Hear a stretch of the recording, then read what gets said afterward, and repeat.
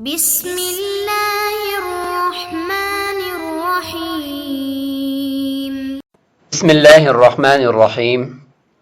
عزیز طلبہ، سبق نمبر 141 اور باب ما یوجب القضاء والکفارہ، اس کی فصل چل رہی ہے آزار کے بیان میں۔ وہ آزار ان کی وجہ سے روزہ افطار کرنے کی شریعت نے اجازت بھی دی ہے، اور بعض وہ آزار ہوتے ہیں کہ جو انسان ان کو عذر سمجھتا ہے لیکن حقیقت میں وہ عذر نہیں ہوتے، جیسے کہ بھول کر کھا لیا پی لیا اور اس کے بعد سمجھا کہ اچھا میرا روزہ تو شاید ٹوٹ چکا ہے، اس کے بعد پھر جان بوجھ کر کھا لیا اپنے آپ کو معذور سمجھتے ہوئے۔ تو اس کے اندر بھی ہم دیکھیں گے کہ اس کا کیا حکم ہے، اور آج ہم انشاءاللہ بات کریں گے مزید روزہ توڑنے کے آزار کے بیان سے متعلق حصہ صوم ہے۔ آج ہم جو بات کرتے ہیں اس میں ہوشی، جنون، اس طرح کے کچھ آزار ہیں، ان کو ہم بیان کریں گے، لیکن اس سے پہلے ہم ان کا ایک نظر میں ایک جائزہ لیتے ہیں اور حکم دیکھتے ہیں۔ عادتاً صاحب کفایہ لکھتے ہیں کہ آزار 4 قسم کے ہوتے ہیں۔ سب سے پہلا وہ ہوتا ہے کہ ایک دن یا ایک رات تک وہ ممتد نہیں ہوتا، یعنی ایسا عذر کہ جو 24 گھنٹوں تک زیادہ طویل نہیں جاتا، اور زیادہ ہوا تو 10 گھنٹے 12 گھنٹے یا 15 گھنٹے تک جاتا ہے، جیسے کہ نوم ہے، نیند ہے۔ یہ بھی ایک عذر ہے نا، انسان سو گیا، نماز نہیں پڑھ سکا، سحری نہیں کی، روزہ نہیں رکھ سکا، تو اس کا حکم یہ ہے کہ اس سے کوئی عبادت ساقط نہیں ہوتی، کیونکہ یہ 24 گھنٹوں تک عام طور پر ایسے عادتاً جاتا نہیں ہے۔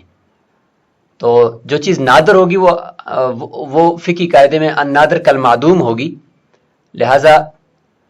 ایسا ہونا کہ 24 گھنٹوں سے زیادہ تک نیند چلی جائے یہ معدوم ہے، لہٰذا اس کا حکم یہ ہے کہ اس سے کوئی بھی عبادت ساقط نہیں ہوگی۔ نماز اگر اس دوران کوئی قضا ہوگی وہ پڑھنی پڑے گی، اور روزہ اگر اس نے سحری نہیں کی تو جاگ گیا ہے تو وہ اگر زوال سے پہلے جاگ گیا ہے تو اس کو نیت کر لینی چاہیے اور روزہ نہیں توڑنا چاہیے۔ تو پیدائشی اور خلقی طور پر ممتد ہوتا ہے، یہ دوسری قسم کا عذر ہے۔ پیدائشی اور خلقی طور پر وہ ممتد ہے اور اس کی ایک مقدار ہے، جیسے کہ عدم بلوغ کا زمانہ، جب تک بچہ ہوتا ہے اور نابالغ ہوتا ہے وہ 15 سال سے کم کا، تو یہ ایک ایسا زمانہ ہے کہ یہ 15 سال کا زمانہ ہے، اور یہ پیدائشی طور پر یہ ایک عذر ہے اس کے لیے، بچے کے لیے، کہ وہ عبادات کو بجا نہیں لا سکتا۔ تو اس کا حکم یہ ہے کہ اگر اس کے اندر ہم یہ کہیں گے اس کے اوپر نمازیں تو فرض تھیں، روزے تو فرض تھے، لیکن اس نے بچہ ہونے کی وجہ سے ادا نہیں کی، لہٰذا بعد میں ان کی قضا کرے، ایسا نہیں ہوگا، لہٰذا یہ موجب حرج ہے، تو اس سے بھی ساری عبادات ساقط ہو جائیں گی نابالغ ہونے کے زمانے میں۔ تیسرا ہوتا ہے جی وہ عذر جو ایک نماز کے وقت تک ممتد ہوتا ہو اور عادتاً روزے کے وقت تک ممتد نہ ہوتا ہو، یعنی صبح سے لے کر شام تک، یعنی بے ہوش ہو جانا، ایک تو نیند ہے، ایک ہے بے ہوش ہو جانا۔ تو عام طور پر ایسا نہیں ہوتا، بہت کم ہی ہوتا ہے، اور ہاں ایک نماز کے وقت تک بے ہوشی آ سکتی ہے کہ انسان 1 گھنٹہ 2 گھنٹے تک بے ہوش رہے۔ تو یہ ہے تیسرا۔ اس کا حکم یہ ہے کہ اگر یہ دن رات سے زیادہ ہو گیا یہ عذر بے ہوشی، تو جو نمازیں ساقط ہوئی ہیں 5 سے 6 کی طرف چلی گئی ہیں، تو یہ نمازیں اب حرج کی وجہ سے ساقط ہو جائیں گی، کیونکہ اتنی زیادہ نمازیں اب وقتی پڑے گا یا یہ پڑے گا تو حرج لازم آئے گا، تو وہ ساقط ہو جائیں گی اگر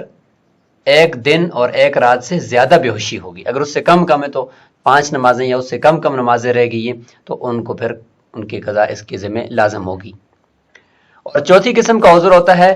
کہ جو نماز کا وقت اور روزے کا وقت دونوں کو ممتد ہوتا ہے، یعنی روزے کے وقت سے بھی آگے بڑھ سکتا ہے، اور عادتاً ایسا ہوتا ہے، اور عادتاً وہ نماز کے وقت سے بھی زیادہ تک وہ رہ سکتا ہے، جیسے کہ جنون ہے، انسان پاگل ہو گیا ہے، عقل اس کی اب کام چھوڑ گئی ہے، تو یہ ایسا عذر ہے کہ یہ ممتد ہوتا ہے اور طویل ہوتا ہے۔ اس کا حکم پھر یہ ہے کہ اگر یہ بہت زیادہ ممتد ہو گیا، تو 1 دن اور 1 رات سے زیادہ ہو گیا، تو پھر تو اس کی نمازیں بھی اس سے رہ جائیں گی، یعنی ساقط ہو جائیں گی، قضا نہیں کرنی پڑے گی، اور روزے بھی پھر جو ہے وہ قضا نہیں کرنے پڑیں گے۔ تو آج کا ہمارا سبق اسی سے متعلق ہے۔ ومن اغمی علیہ فی رمضان لم یقض الیوم الذی حدث فیہ الاغماء، کسی کو بے ہوشی طاری ہوگی رمضان کے مہینے میں، وہ اس دن کی قضا نہیں کرے گا جس دن یہ بے ہوشی طاری ہوئی۔ دن کے وقت اگر بے ہوش ہو گیا تو اس دن روزہ اس نے نہیں اس کی قضا کرنی، لوجود الصوم فیہ، کیونکہ اس دن تو روزہ پایا گیا، وہ کیا، هو الامساک المقرون بالنیہ، وہ رکنا ہے کھانے پینے اور جماع سے اور نیت کے ساتھ، کیونکہ رات کو اس نے نیت تو کی ہے، صبح بے ہوش ہو گیا تو نیت بھی پائی گئی اور بے ہوشی کی حالت میں کچھ کھایا پیا بھی نہیں ہے، اس کے حلق کے سے نیچے کسی نے کوئی چیز بھی نہیں ڈالی، تو اس کا مطلب یہ ہے کہ یہ والا روزہ اس کا ہو گیا۔ اب اس کے بعد اگر باقی دن بھی رہا ہے تو پھر ان دنوں کی نیت نہ پائے جانے کی وجہ سے وہ روزے کی قضا اس نے کرنی ہوگی۔ اذ الظاہر وجودها منہ، اس لیے کہ نیت کا وجود، مسلمان جب روزہ رکھتا ہے تو نیت کرتا ہے تو نیت کا وجود اس سے ظاہر ہے کہ اس نے رات کو کی ہوگی۔ وقضا ما بعدہ، اس کے بعد اگر بے ہوشی رہی ہے تو ان دنوں کی قضا نے کرنی ہے، لانعدام النیتی، کیونکہ اس میں پھر نیت پائی نہیں گئی کہ اگلی رات بھی وہ بے ہوش رہا تو نیت نہیں کی، پھر اگلی رات جتنے دن بھی بے ہوش رہا تو اس دنوں میں وہ کومے کی حالت کے اندر اگر اس نے ظاہر نیت کی نہیں ہے تو ان کی قضا کرنی پڑے گی۔ وَإِنْ أُغْمِيَ عَلَيْهِ أَوَّلَ لَيْلَةٍ مِّنْهُ قَضَاهُ كُلَّهُ غَيْرَ يَوْمِ تِلْكَ اللَّيْلَةِ، اگر اس کے اوپر بے ہوشی طاری ہو گئی ہے رمضان المبارک کی پہلی رات میں اس کو ہوشی طاری ہو گئی ہے، رات کو اس نے یہ کہہ کر ہی، مطلب اس نے نیت تھی کہ کل میرا روزہ ہوگا، نیت اس نے کر لی تھی پہلے ہی، اور رات کو پھر اس کے اوپر بے ہوشی طاری ہو گئی اور اس کے بعد اس کو کچھ پتہ نہیں چلا، تو کہتے ہیں کہ قضاء کلہ غیر یوم تلک، اگر اس کے بعد آگے کافی دن تک یا پورے رمضان تک وہ کومے کی حالت میں رہا تو اس صورت کے اندر فرماتے ہیں کہ پورے رمضان کی اس نے قضا کرنی ہے،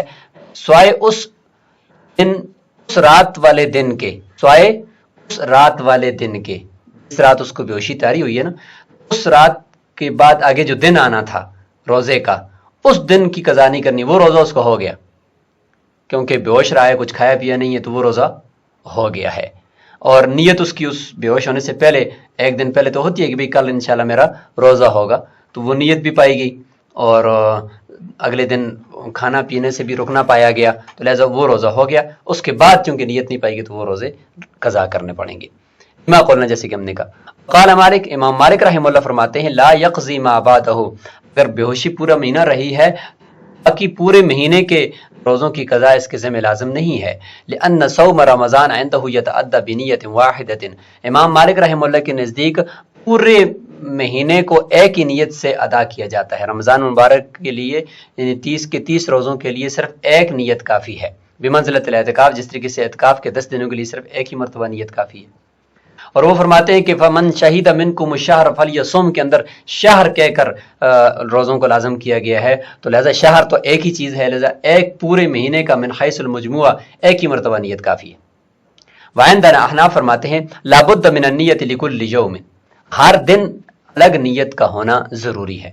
لأنها عبادات متفرقہ، کیونکہ ہر روزہ ایک مستقل عبادت ہے اور متفرق عبادت ہے، لأنه يتخلل بین کل یومین ما لیس بزمان لهذه العبادہ، کیونکہ ہر روزے کے بیچ میں ایک وقت ایسا آتا ہے کہ جس میں انسان یعنی ایسا ہوتا ہے کہ وہ روزے سے نہیں ہوتا، ما لیس بزمان لهذه العبادہ، روزے کی وہ عبادت کا زمانہ نہیں ہوتا، جیسے کہ رات مغرب سے لے کر صبح صادق تک بیچ کا جو زمانہ ہے اس میں انسان روزے سے نہیں ہوتا، تو جب نہیں ہوتا تو گویا کہ ہر روزہ جدا ہو گیا دوسرے سے، بخلاف الاعتکاف، بخلاف اعتکاف کے کہ اس میں ایسا نہیں ہے، اس کے تو 10 کے 10 دن رات صبح سب کا سب وہ اس عبادت کے لیے مختص ہوتا ہے، لہٰذا اعتکاف کے اوپر قیاس کرنا امام مالک رحمہ اللہ کا درست نہیں ہے، اور ہر روزے کے لیے الگ سے نیت کرنا بھی ضروری ہے، چونکہ عبادت مختلف ہے تو ہر عبادت کے لیے الگ سے نیت ہوتی ہے۔ ومن اغمی علیہ، اگر کسی کے اوپر بے ہوشی طاری رہی فی رمضان کلہ، اگر پورا رمضان اس کے اوپر بے ہوشی طاری رہی، قضا ہو، پورے رمضان کی اس نے قضا کرنی ہے، یعنی پہلے تو یہ تھا کہ اول لیلۃ منہ، یعنی رات کو نیت پائی گئی اور پھر اس کی پہلی رات یعنی آدھی رات کے بعد یا کسی وقت اس کے اوپر بے ہوشی طاری ہوئی، تو پہلے روزے کی نیت پائی گئی تو لہذا پہلا روزہ وہ ہو گیا تھا. لیکن اب اس کا مطلب یہ ہے کہ پہلا روزہ بھی نہیں ہوا، پہلے روزے کی نیت بھی نہیں پائی گئی تھی، بلکہ اس سے بھی ایک دن پہلے خوشی طاری ہوئی اور پورا رمضان رہی، تو اس صورت کے اندر پھر پورے رمضان کی قضا کرنی پڑے گی. لأنه نوع مرض یضاعف القوا، یہ اعراب جو ہے وہ کتابتی غلطی ہے، یضاعف القوا یعنی ایسی مرض ہے کہ جو قوت کو اور انسان کے جسم کو وہ قوا کو ضعیف کر دیتی ہے، اور لیکن ولا یزیل الحجا، لیکن عقل کو زائل نہیں کرتی. ہوشی کے ذریعے سے عقل زائل نہیں ہوتی، اور عقل کے اوپر ہی احکام کا دار و مدار ہے اور احکام متوجہ ہوتے ہیں. لہٰذا اگر عقل موجود ہے تو احکام متوجہ ہوں گے اور اسی کی وجہ سے اس کے اوپر احکام لاگو ہوں گے. لیکن یہ کہ فرض تو ہے، بہرحال اسے کمزوری آ گئی ہے، لہذا اس وقت ادا کر نہیں سکتا تھا، لیکن عقل کے ہونے کی وجہ سے احکام اس کی طرف متوجہ ہوئے، لہذا بعد میں اس کی قضا اس نے کرنی ہوگی. فیصیر عذرا فی التاخیر لا فی الاسقاط، عقل کے موجود ہونے کی وجہ سے یہ بے ہوشی روزوں کو مؤخر کرنے کا عذر تو ہے، لیکن روزوں کو بالکل ساقط کرنے کا عذر نہیں بن سکتی. ومن جن فی رمضان لی لم یقضہ، اسی کے برعکس اگر جنون آ گیا، اب اگلا عذر، پورا رمضان عقل زائل رہی، جنون ہے، تو ظاہر ہے کہ عقل چلی گئی تو خطاب بھی جو احکام کا ہے وہ متوجہ نہیں ہوگا، اقیم الصلاۃ کا خطاب متوجہ نہیں ہوگا، فلیصمہ کا روزے رکھنے کا خطاب متوجہ نہیں ہوگا، تو لہٰذا قضا بھی نہیں کرے گا. امام مالک رحمہ اللہ اس کے خلاف ہیں، وہ یعتبرہ بالاغماء، وہ جنون کو بے ہوشی کے اوپر قیاس کرتے ہیں. اس طریقے سے بے ہوشی میں اندر قضا لازم ہے تو یہاں پہ بھی لازم ہے. احناف فرماتے ان المسقط هو الحرج، جس ساقط کرنے والی ہے یہاں پر وہ حرج ہے، لہذا جہاں پر شریعت کہتی ہے کہ حرج لازم ہوگا وہاں پر عبادت جو ہے وہ ساقط ہو جائے گی. تو یہاں پہ پورا ایک مہینہ حرج ہے کہ ایک بندہ روزے رکھے، تو لہٰذا اس حرج کی وجہ سے مجنون سے وہ روزے ساقط ہو گئے. اب اشکال ہوتا ہے کہ ابھی آپ نے اغما کے اندر تو ایک مہینہ روزے لازم کیے ہیں تو وہاں پہ حرج نہیں ہے. اس کا جواب دیتے ہیں کہ والاغماء لا يستوعب الشهر عادۃ، ہوشی قومی کی حالت عام طور پر ایک مہینہ تک نہیں رہتی، لہذا فلا حرج. وہاں پہ اگر 100 میں سے کبھی ایک واقعہ اگر اس طرح کا آ بھی گیا، ہزاروں میں سے کبھی ایک مرتبہ، تو اس کو ہم نادر میں رکھیں گے، والنادر کالمعدوم ہے، لہذا اس کو حرج کے اندر نہیں ڈالیں گے. لہذا اگر کسی کی بے ہوشی ایک مہینے تک رہ بھی گئی تو اس نے اس روزوں کی قضا تو کرنی ہوگی، کیونکہ یہ عام معمول نہیں ہے. لیکن بخلاف جنون کے، والجنون یستوعبہ، جنون جو ہوتا ہے وہ تو گھیراؤ کر سکتا ہے پورے ایک مہینے کا، بلکہ سال کا بھی کر سکتا ہے. تو فیتحقق الحرج، اس کے اندر حرج جو ہے وہ لازم ہو جائے گا، کیونکہ جہاں پہ حرج کے ساتھ ساتھ اس چیز کا پایا جانا بھی بہت زیادہ ہو اور اس کا عین ممکن ہو تو پھر وہاں پر یہ حرج ہے. اور جہاں پہ عین ممکن نہیں ہے، کبھی کہیں ایسا کوئی شاذ و نادر واقعہ آ سکتا ہے، تو اس کو ہم حرج میں نہیں ڈالیں گے. ان افاق المجنون فی بعضہ قضا ما مضى، اگر مجنون جو ہے وہ رمضان مبارک کے بعض دنوں کے اندر درست ہو گیا تھا، اس کی عقل بحال ہو گئی تھی، تو فرماتے ہیں کہ پچھلے جو رمضان کے روزے، اس کے رمضان کے جو اسی رمضان کے جو رہ جانے والے روزے ہیں جنون کی حالت میں، وہ قضا کرنے پڑیں گے. امام ظفر اور امام شافعی رحمۃ اللہ اس کے مخالف ہیں. ما یقولانی، وہ فرماتے ہیں لم یجب علیہ الادا، یہ جو رہ گئے ہیں اس کے روزے جنون کی حالت میں، اس کی ذمہ ان کی قضا لازم نہیں ہے. وہ فرماتے ہیں کہ جب لم یجب علیہ الادا، جب ادا کرنے اس وقت اس کے اوپر لازم نہیں تھے، عقل کے سلب ہو جانے کی وجہ سے اس کے اوپر خطاب ہی متوجہ نہیں ہوا. ابھی جس طرح تحقیق ہوئی، جب خطاب متوجہ نہیں تو ادا کرنے لازم نہیں تھے، جب ادا کرنے لازم نہیں تو پھر قضا کیوں لازم کریں؟ لانعدام الاہلیت اس وقت نہیں تھی. قضاء مرتب علیہ، اور قضا جو ہوتی ہے وہ ادا پر مرتب ہوتی ہے، ادا نہیں لازم تو قضا بھی لازم نہیں. وصار کالمستوعب، یہ اسی طریقے سے ہوگا جس طریقے سے پورا مہینہ جنون نے گھیرا رکھا اور عقل زائل رہی، تو اس صورت میں جب قضا لازم نہیں ہے احناف کے نزدیک بھی، تو شافعی فرماتے ہیں کہ لہذا بعض رمضان میں رہی تو اس میں بھی قضا لازم نہیں. فلانا احناف فرماتے ہیں ان السبب قد وجد وهو الشهر، سبب تو پایا گیا بہرحال، یعنی رمضان مبارک کے روزے رکھنے کا سبب کیا ہے؟ فمن شہید منکم الشہر، شہر اس نے پا لیا، اور وہ کیا ہے، یعنی 15 دن جنون رہا اور 15 دن افاقہ رہا، تو 15 دن افاقہ رہنے کی وجہ سے گویا کہ رمضان کا مبارک مہینہ اس نے پا لیا، اور سبب اس کو رمضان مبارک کے روزے رکھنے کا مل گیا، وہ شہر۔ اور یاد رکھیں کہ سبب پہلے آتا ہے، مسبب بعد میں آتا ہے نا، تو رمضان مبارک کا پورا مہینہ رمضان مبارک کے روزوں کا سبب نہیں ہے، ورنہ تو پورا مہینہ آئے گا اور روزے پھر شوال میں رکھنے پڑیں گے، ایسا نہیں ہے، بلکہ رمضان مبارک کا بعض حصہ وہ سبب بنتا ہے پورے رمضان مبارک کے روزے رکھنے کا، تاکہ بعض حصہ آیا، سبب پایا گیا، اور اس کے بعد پورے رمضان کے روزے رکھو، کیونکہ سبب پہلے آتا ہے، مسبب بعد میں آتا ہے۔ اسی وجہ سے بعض جب مہینہ اس مجنون کو عقل کی حالت کے اندر مل گیا، درستی کی حالت کے اندر مل گیا، تو گویا کہ پورا مہینہ روزے رکھنے کا سبب اس کو مل گیا، جب مل گیا تو لہذا پورے مہینے اس کو روزے رکھنے پڑیں گے اور پچھلوں کی قضا بھی کرنی پڑے گی۔ اب اشکال ہوتا ہے کہ جب اہلیت ہی نہیں تھی، جب پاگل تھا 15 دن، اور جب اہلیت نہیں تھی، خطاب ہی متوجہ نہیں ہوا، تو پھر ان دنوں کی قضا کیوں ہے جب ادا لازم نہیں ہے؟ تو جواب دیتے ہیں کہ والاہلیت بالذمہ، ایک اہلیت ہوتی ہے باقاعدہ کی نفس ہی روزے رکھنا، یہ اہلیت تو چلو اس کی طرف نہیں تھی، لیکن دوسری اہلیت کہ اس کی ذمے میں روزے لازم ہو جائیں، تو یہ اہلیت تو تھی، کہ کیوں مرا ہوا تو نہیں تھا بلکہ پاگل تھا، یعنی زندہ ہونا اس کا اور ایک انسان ہونا، اس حیثیت سے اس کے ذمے میں کسی چیز کا لازم ہو جانا، اس کی اہلیت اس کے پاس بہرحال تھی، تو اتنی اہلیت کافی ہے اگرچہ وہ پاگل تھا، لہذا اس اہلیت کی وجہ سے روزے اس کے ذمے میں، اس کے اکاؤنٹ میں قرض کے طور پر رہ گئے، لہذا اب ان کی ادائیگی اس نے کرنی ہے جب یہ اس کو افاقہ ہو گیا اور سبب بھی رمضان مبارک کا بعض مہینہ پایا گیا۔ وفی الوجوب فائدۃ،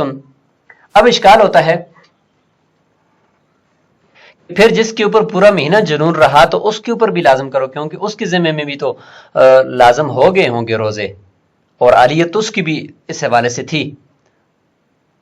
جواب اس کا یہ کہ وفی الوجوب فائدۃ، یہاں بعض مہینے کے روزے رکھنے کے اس کے اوپر لازم کرنے کے اندر فائدہ ہے،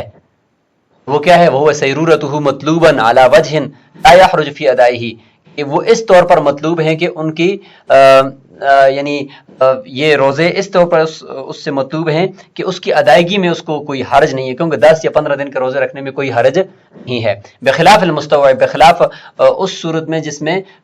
جنون پورا مہینہ رہا، لأنہ یحرج فی الاداء، کیونکہ پورا مہینہ روزے رکھنے میں بہرحال حرج ہے، اس لیے ان کو ساقط کیا ہے، فلا فائدہ تھا۔ تو وہاں پہ اس کو اگر ہم لازم کریں بھی اہلیت ذمے میں اہلیت کی وجہ سے، تو آگے جا کر حرج کی وجہ سے پھر وہ ساقط ہو جائیں گے، تو پھر لہذا لازم کرنے کا کوئی فائدہ ہی نہیں ہے۔ اور تمام فی الخلافیات، اور یہ تفصیلی مسئلہ جو ہے تمام فی الخلافیات یعنی خلافیات کتب جو اسی عنوان کے تحت لکھی گئی ہیں ان میں موجود ہے۔ ثم لا فرق بین الاصلی والعارضی، پھر جنون اصلی یعنی بالغ ہی ہوا ہے تو اسی حالت میں یعنی جنون کی حالت میں، اور عارضی یعنی بالغ تو صحیح ہوا تھا لیکن بعد میں اس کو جنون ہوا ہے، ان دونوں میں کوئی فرق نہیں ہے، دونوں کے لیے یہی حکم ہے۔ ایک روایت ہے کہ ھذا فی ظاہر روایہ، یہ ظاہر روایہ کے اندر ہے، اور وعن محمد، اور امام محمد رحمہ اللہ کا ایک قول ہے کہ انہ فرق بینہما،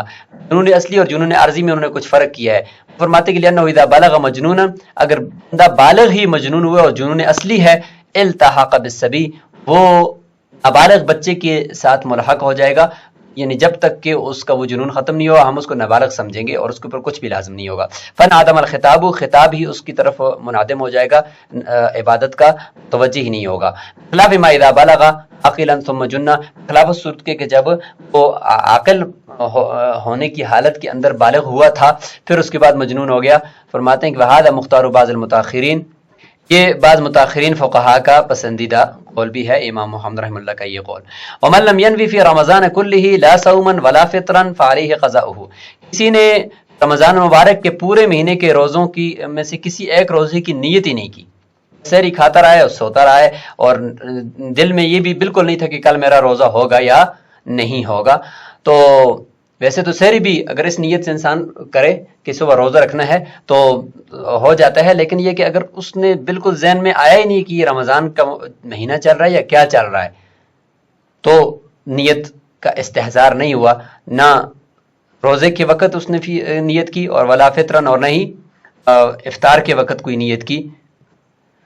تو فرماتے ہیں کہ فعلیہ قضاؤہ، پورے رمضان المبارک کے مہینے کی قضا اس کے ذمہ لازم ہے۔ امام ظفر رحمہ اللہ فرماتے ہیں یتعدی صوم رمضان بدون النیہ حق صحیح المقیم، فرماتے ہیں کہ رمضان المبارک کا مہینہ روزے، ایک شرط رمضان المبارک کے روزے ہوں، فرماتے ہیں بندہ بھی خود تندرست ہو اور مقیم ہو، مسافر نہ ہو، ان تین شرطوں کے ساتھ اس کے رمضان المبارک کے روزے بغیر نیت کے بھی ادا ہو جائیں گے۔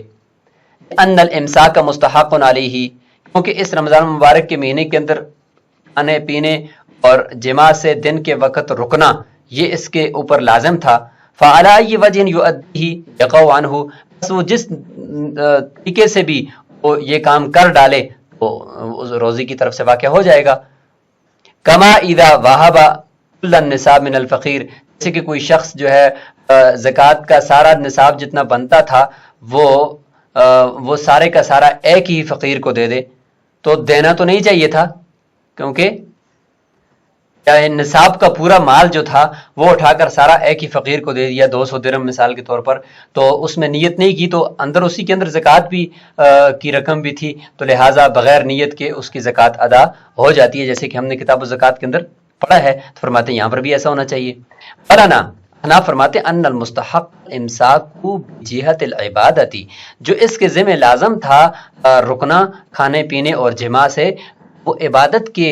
طریق سے رکنا تھا، عادت کے طور پر نہیں رکنا تھا۔ ولا عبادت الا بالنیہ، اور عبادت بغیر نیت کی ہوتی نہیں ہے، لہٰذا اس کے ذمہ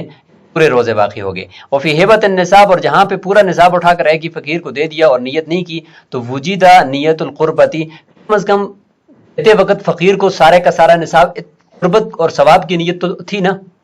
تو نفس ثواب کی نیت اس میں پھر بھی پائی گئی۔ علامہ مر فی الزکوٰۃ، جیسے کہ زکوٰۃ کے اندر اس کو ہم نے ذکر کر دیا، لہٰذا اس پر قیاس کرنا درست نہیں ہے۔ ومن اصبح غیر ناو للصوم، اگر کوئی شخص صبح کرتا ہے لیکن روزے کی نیت اس نے نہیں کی، سحری کی ہے، اس کے بعد بھی اس کو پتہ نہیں تھا کہ کل میرا روزہ ہوگا یا نہیں ہوگا، دل میں بھی خیال نہیں آیا اور صبح کر لی، اور صبح پھر اس کو اپنے آپ کو معذور سمجھا اور کہ یہ بھی میرے لیے ایک عذر ہے کہ میں نے نیت نہیں کی، فاکلا، اور کچھ کھا لیا، کیا کفارۃ علیہ، باتیں کہ قضا تو اس کے اوپر ہے لیکن کفارہ نہیں ہے امام ابو حنیفہ رحمہ اللہ کے نزدیک۔ امام ظفر رحمہ اللہ فرماتے ہیں کہ اس کے اوپر کفارہ بھی لازم ہوگا، لأنہ یتعدی بغیر النیت عندہ، کیونکہ ان کے نزدیک تو بغیر نیت کی بھی روزہ ہو جاتا ہے اور ادا ہو جاتا ہے، تو لہٰذا یہاں پر نیت کی ضرورت ہی نہیں تھی، کیوں کھایا اس نے، لہٰذا اس کے اوپر کفارہ بھی آنا چاہیے۔ امام ابو یوسف اور امام محمد رحمہ اللہ صاحبین فرماتے ہیں اذا اکل قبل الزوال تجب الکفارہ، اگر اس نے زوال سے پہلے کھا لیا پھر تو اس کے اوپر کفارہ آئے گا، کیوں، لأنہ فوت امکان تحصیل، کیونکہ روزے کو حاصل کرنے کا اور نیت کو حاصل کرنے کا امکان جو تھا اس کو اس نے فوت کر دیا۔ زوال سے پہلے نیت کر سکتا تھا، جبکہ اس نے اس امکان کو بھی فوت کر دیا اور زوال سے پہلے کھا لیا، ایسے وقت میں کھا لیا کہ جس میں اس کو ممکن تھا نیت کرنا۔ فصار کا غاصب الغاصب، یہ غاصب سے غصب کرنے والے شخص کی طرح ہو گیا۔ زید سے عمر نے کوئی چیز غصب کر لی اور عمر نے پھر وہ چیز واپس کرنی تھی زید کو، لیکن عمر سے آگے خالد نے غصب کر لی، اب عمر سے خالد نے غصب کر کے اس کو ضائع کر دیا، اب خالد اور عمر دونوں اس کے ذمہ دار ہیں، لیکن خالد کو بھی یہ زید اپنی چیز کا ذمہ دار بنا سکتا ہے، کیونکہ اس نے عمر سے اس چیز کے واپس کرنے کے امکان کو ہی فوت کر دیا، کیونکہ اگر عمر کے پاس ہوتی تو وہ چیز زید کو واپس کر دیتا، لیکن خالد نے اس سے آگے چھین کر اس امکان کو بھی ختم کر دیا، تو اس امکان کی وجہ سے، ختم کرنے کی وجہ سے خالد اس کا بھی ضامن ہوگا۔ لہٰذا اسی طریقے سے یہاں پر بھی ہو گیا، زوال سے پہلے یہ نیت کو حاصل کر سکتا تھا لیکن اس امکان کو بھی اس نے فوت کر دیا۔ ولی ابی حنیفہ رحمہ اللہ، امام ابو حنیفہ فرماتے ہیں کہ ان الکفارۃ تعلقت بالافساد، کفارہ تو ہوتا ہے روزہ کو فاسد کرنے کے ساتھ متعلق، اور فاسد کا مطلب یہ کہ پہلے ایک چیز ہو پھر اس کو فاسد کرے، اور یہاں پر تو ایسا نہیں ہے، وہذا امتناع، یہاں پر تو فاسد نہیں کیا بلکہ روزہ رکھنے سے انکار کیا ہے۔ اذ لا صوم الا بالنیہ، کیونکہ نیت کے بغیر تو روزہ ہوتا ہی نہیں ہے، تو جس وقت یہ کھا رہا ہے تو اس کا مطلب ہے اس سے پہلے روزہ ہی نہیں تھا، بغیر نیت کے تو روزہ ہی نہیں ہوتا، تو جب نہیں ہے تو افساد نہیں پایا گیا، جب افساد نہیں پایا گیا تو لہٰذا اس کے اوپر کفارہ بھی نہیں ہے۔ مفتبی قول یہاں پر امام ابو حنیفہ رحمہ اللہ کا ہے کہ کفارہ لازم اس صورت میں نہیں ہوگا۔ وَإِذَا حَاضَتِ الْمَرْأَةُ أَوْ نُفِسَتْ افطرت وقضت، عورت ہے روزے کے دوران اس کو دن کے وقت حیض آ گیا یا نفاس آ گیا کہ بچہ پیدا ہوا نفاس آ گیا، اس کا اس دن کا روزہ جو ہے وہ ضائع ہو گیا، افطرت وہ افطار کر لے، وقضت اور اس کے بعد اس روزے کی بھی اس نے قضا کرنی ہے۔ بخلاف الصلاۃ، خلاف نماز کے، انہا تحرج فی قضائها، کیونکہ نمازیں پھر مسلسل جو 7 دن 8 دن تک حیض رہے گا یا نفاس 40 دن تک رہے گا، ان کی قضا کے اندر چونکہ وہ بہت زیادہ تعداد ہو جائے گی تو قضا کے اندر حرج لازم آتا ہے، لہذا وہ تو لازم نہیں ہے، البتہ روزے اس نے رکھنے پڑیں گے۔ وقت مر فی الصلاۃ، نماز کے باب میں یہ گزر گیا۔ وَإِذَا قَدِمَ الْمُسَافِرُ أَوْ طَهُرَتِ الْحَائِضُ فِي بَعْضِ النَّهَارِ أَمْسَكَ بَقِيَّةَ يَوْمِهِمَا، مسافر واپس لوٹ آیا روزے کے دن کے وقت میں اور مقیم ہو گیا، یا حائضہ عورت پاک ہوگی دن کے وقت میں، یعنی دن کے بعد ایسے میں، تو باقیہ جو وقت باقی ہے افطار تک کا، مغرب تک کا، اس دن اس میں وہ بالکل اپنے آپ کو کھانے پینے اور جماع سے روکے رکھیں گے۔ امام شافعی رحمۃ اللہ فرماتے لا یجب الامساک، اس طریقے سے اس دن میں ان کے لیے رکنا واجب نہیں ہے، ضروری نہیں ہے۔ وعلی ھذا الخلاف، اسی اختلاف پر کل من، ہر وہ شخص ہے، سارا اہلا للزوم، جو روزوں کے اپنے اوپر یعنی روزے اس کے اوپر لازم ہونے کا وہ اہل ہو گیا، اور ولم یکن کذالک فی اول الیوم، اور دن کے پہلے حصے میں وہ اس طرح نہیں تھا، اس طریقے سے یہاں پہ مسافر پہلے دن میں نہیں، دن کے پہلے حصے میں نہیں تھا، بعد میں ہو گیا مقیم، یا حائضہ عورت پہلے جو ہے وہ حائضہ تھی بعد میں پاک ہو گئی، اسی طریقے سے ہر وہ شخص جو پہلے اہل نہیں تھا دن کے دوسرے حصے میں وہ اہل ہو گیا، تو اس کو اسی طریقے سے احناف کے نزدیک رکنا ہے، مغرب تک کچھ بھی کھانا پینا نہیں ہے، اور تشبہ بالصائمین کرنی ہے، امام شافعی رحمۃ اللہ کے نزدیک نہیں کرنی۔ وہ یقول، امام شافعی رحمۃ اللہ فرماتے ہیں التشبہ خلف، یہ جو مشابہت اختیار کرنی ہے روزے داروں کے ساتھ انہوں نے، تو خلیفہ ہے روزے کا، فلا یجب، لہذا یہ تو لازم نہیں ہوگا، الا علی من، مگر اس شخص کے اوپر لازم ہوگا، یتحقق الاصل فی حقہ، جس کے حق میں وہ اصل لازم ہوگا اور ثابت ہوگا۔ لہذا جو مسافر تھا اس کے حق میں تو اصل روزہ رکھنا ہی لازم نہیں تھا پہلے حصے میں، نہ ہی حائضہ عورت کے لیے، نہ ہی کسی طرح کے کسی اور کے لیے، جب ان کے حق میں وہ نہیں تھا تو اس کا خلیفہ جو تشبہ ہے، مشابہت اختیار کرنا ہے کھانے پینے سے روک کر، وہ بھی ان کے لیے لازم نہیں ہوگا، لہذا ایسا کرنا ان کے لیے کوئی بھی لازم نہیں ہے۔ کل مفطر متعمدا او مخطئا، جیسے کہ جان بوجھ کر روزہ توڑنے والا یا غلطی سے روزہ یاد تھا لیکن غلطی سے روزہ ٹوٹ گیا، ان دونوں کے اندر دیکھیں کہ ان کے اوپر روزہ رکھنا لازم تھا نا، کہ ان سے اب ٹوٹ گیا ہے، جب ٹوٹ گیا تو اگلا پورا حصہ اس دن کا مغرب تک انہوں نے کچھ بھی کھانا پینا نہیں ہے، کیونکہ شروع کا حصہ ان کا روزے سے تھا، تو ان کے اوپر لازم ہے تشبہ، لیکن ان کے اوپر نہیں ہے کیونکہ ان کا پہلا حصہ روزے سے تھا ہی نہیں، نہ اس کے اہل تھے۔ امام شافعی رحمۃ اللہ کی دلیل مکمل ہوئی۔ احناف کی دلیل اس کے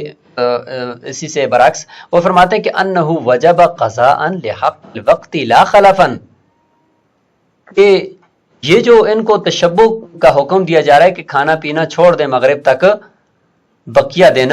یہ اس رمضان مبارک کے تقدس کو پورا کرنے کے لیے لازم کیا ہے، اس کا حق ہے اس وقت کا، لا خلفا، روزے کے خلیفہ ہونے کی وجہ سے ہم نہیں بتا رہے روزے کا قائم مقام آپ تشبہ کرو، نہیں، بلکہ اس رمضان مبارک کے تقدس کی وجہ سے ہم کر رہے ہیں، اور وہ تو ان کے اوپر لازم ہے، لأنہ وقت معظم، یہ ایک معظم اور تعظیم والا وقت ہے، خلاف الحائض والنفساء والمریض والمسافر تو لا یجب علیہم، خلاف حائضہ عورت کے، اور اسی طریقے سے اور عورت کو بچہ پیدا ہو گیا تو نفاس والی عورتیں، مریض ہے، مسافر ہے، تو ان کے اوپر ہم نہیں کہتے لا یجب علیہم حال قیام ہذه الاعذار، جب یہ اعذار باقی ہوں اس دوران ہم ان کو نہیں کہتے کہ تم بھی تشبہ بالصائمین کرو اور کھانا پینا چھوڑ دو، ہاں جب ہم کہتے ہیں کہ حیض سے پاک ہو گئی ہے تو اس بقیہ وقت میں آپ نے کھانا پینا چھوڑنا جب پاک ہو گئی ہے، لیکن حیض کے عذر کے اندر، مرض اور سفر اور نفاس کے عذر کے اندر باقی رہتے ہوئے ہم ان کے اوپر لازم نہیں کرتے، کیوں؟ اس لیے کہ لتحقق المانع عن التشبہ، یہاں پہ تشبہ بالصائمین روزے داروں کے ساتھ مشابہت کا سامنے ایک معنی موجود ہے، اور وہ معنی وہ عذر ہے، حسب تحقق یعنی صوم، جس طریقے سے وہ معنی جو ہے روزے سے معنی ہے، اسی طریقے سے وہ تشبہ بالصائمین سے وہ معنی ہے، لہذا عذر ہم لازم نہیں کرتے، ہاں وقت معظم ہے پاک ہو گئے ہیں، عذر ظاہر ہو گیا، اب تشبہ بصائمین کریں کیونکہ اب وہ عذر نہیں رہا۔ تو اس سبق کو یہاں مکمل کرتے ہیں، اسی طرح کے مزید مسائل انشاءاللہ اگلے سبق کے اندر ہوں گے۔ السلام علیکم ورحمۃ اللہ۔